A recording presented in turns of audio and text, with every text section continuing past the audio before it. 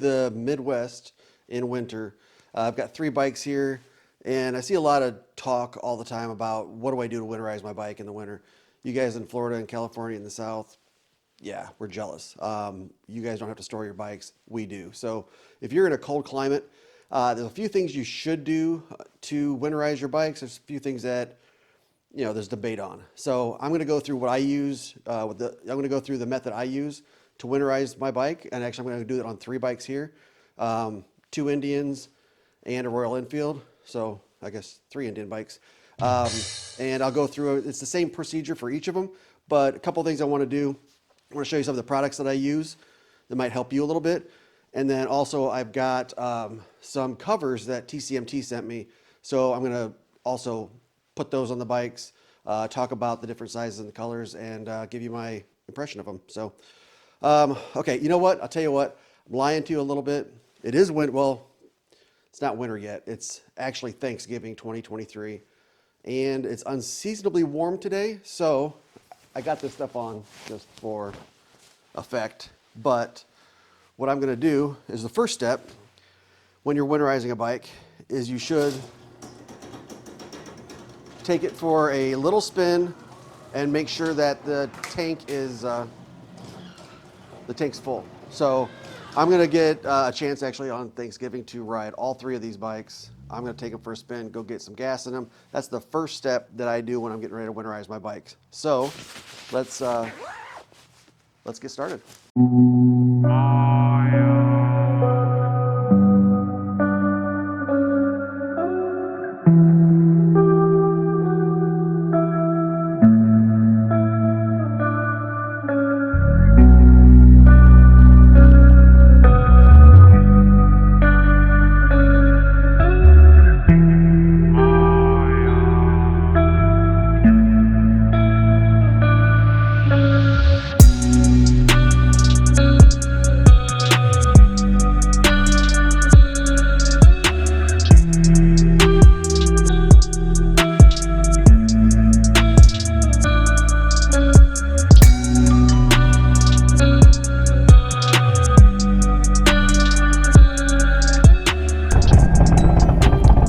So we'll go through the steps again. We want to top off the tank. That's what we're going to do. I got the other 2 filled up.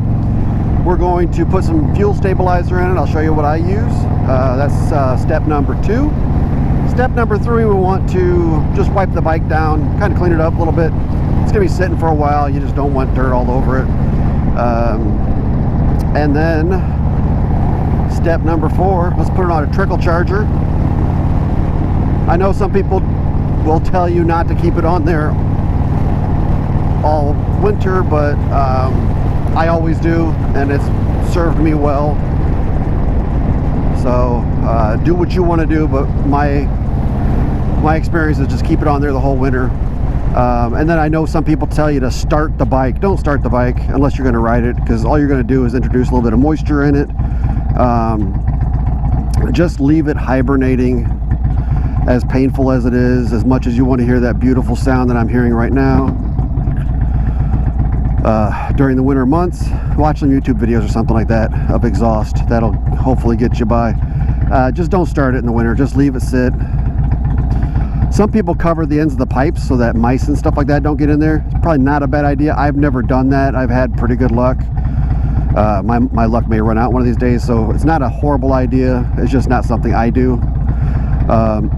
So again, like I said, those are the steps I take, and then cover the bike. And this year TCMT has some covers that they provided to me to take a look at, do a review on. So we'll be going through those.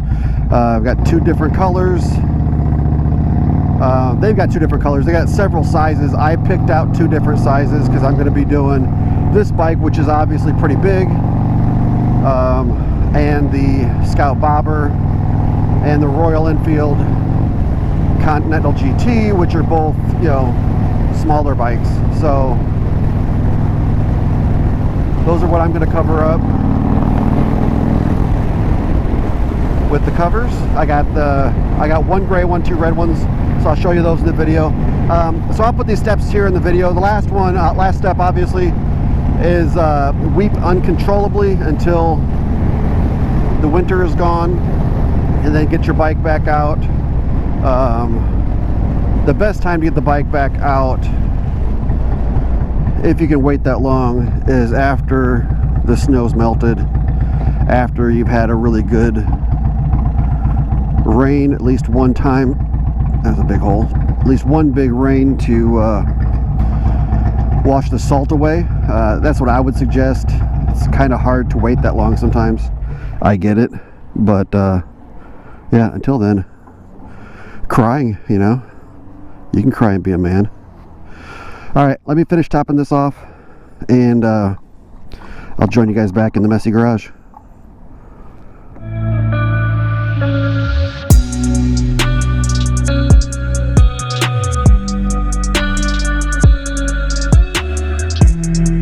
The next step is we're going to put some stabilizer in there. Some Stable is what I've been using for the last 10 years, and it seems to be working well. The tank on the bobber is 3.3 gallons, Royal Enfield's 3.57, and the Springfield's 5.5. So did some math, got some approximations. What I'm going to do is I'm going to put 1.5 ounces-ish in both of the bikes, with the Scout Bobber and the Royal Enfield, and then I'm going to put 2 full ounces in the Springfield. So what you want to do is, there's measurements on the neck here, and there's one side is milliliters and the other side is ounces. So every time I go up to about here, that's a 1/2 ounce. I've already put 1/2 ounce in the bobber. I'm going to put another 1/2 ounce. And then another 1/2 ounce. So this should keep the fuel in pretty good shape over the winter. So with that, step 2 is done on the Scout, and I'll put 2 ounces in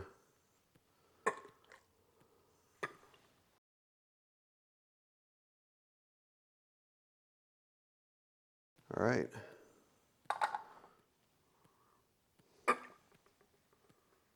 I'll leave a link in the description of the video where to get this. Next thing I'm going to do is I'm going to wipe the bikes down.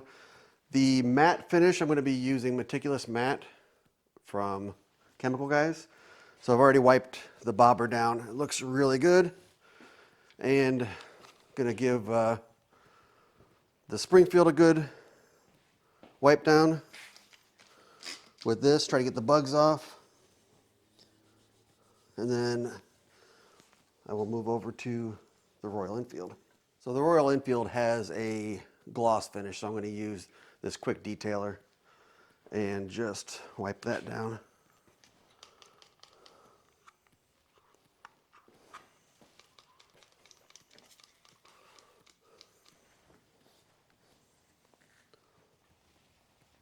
So you don't want to use the same cloths either for the matte and the gloss paint, because you got different chemicals on them.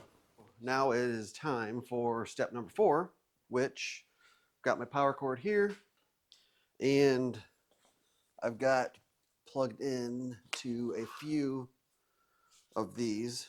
This is one I use every year. This one happens to be a Duracell. I've got a couple different types here. So what you want to do is look for this end here, and then look for the lead that's on your motorcycle, and simply plug it in like that. Should register something that it is starting to charge.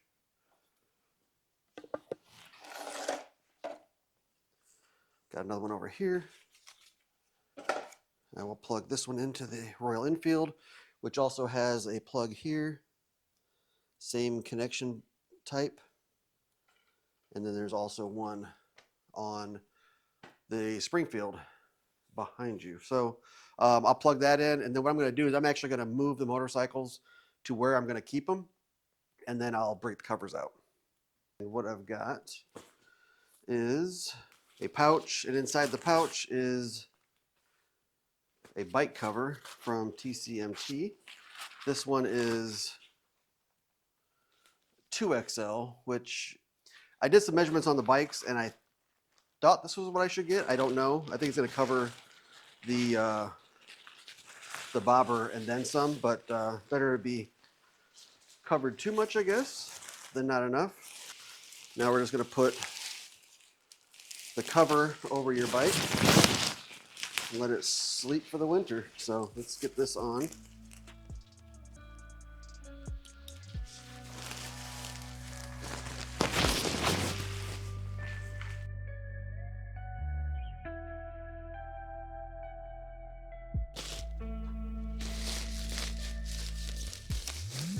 Make sure everything's cooled down. You don't want to melt your cover to your bike.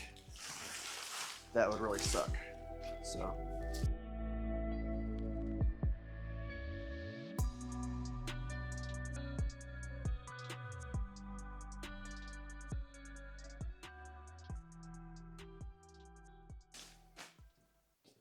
All right, so that covers it all the way down. It's got straps on it as well. You can strap it under here if you're gonna have it outside the element so it doesn't blow up or blow off.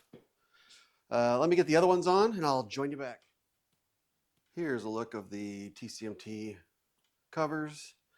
That one is a 4XL. It fits over the Springfield nicely with a sissy bar on it, so that's good. And this is the double XL on the Scout. Fits a little weird because the Scout has nothing on the back, it's just a back tire, but it still covers everything, which is great. These are both obviously in red. And then we've got the Royal Enfield is covered up in this one's also a double XL. Probably could go a little smaller on that one, but it fits nice. Covers everything. And that's in the gray. So thanks to TCMT for these. They're actually really cool.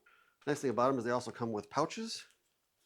So when the springtime hits, I'll fold these up, put them back in the pouches, and they stay clean for next year's use. The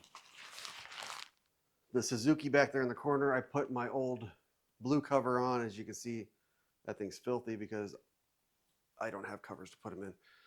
So it doesn't get treated the same way, but awesome. So now all the bikes are winterized. The only thing now to do is to weep uncontrollably and wait out the winter. Again, best time to ride, if you can wait, is after the snow's melted. You had a really good rain to wipe that salt and everything off the roads. If you can't wait, just try to make sure you keep your bike clean after you ride. But enjoy your winter with hopefully things other than motorcycles to hold you over.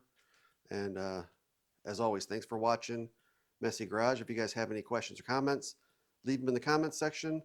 If you look for any of the stuff that I've used, the stable, any of the chemical guys, products, and of course these TCMT covers, and I'll also put a link for all of that in the description, as well as a place to find those battery tenders. So, all right, thank you very much. Like and subscribe. Bye.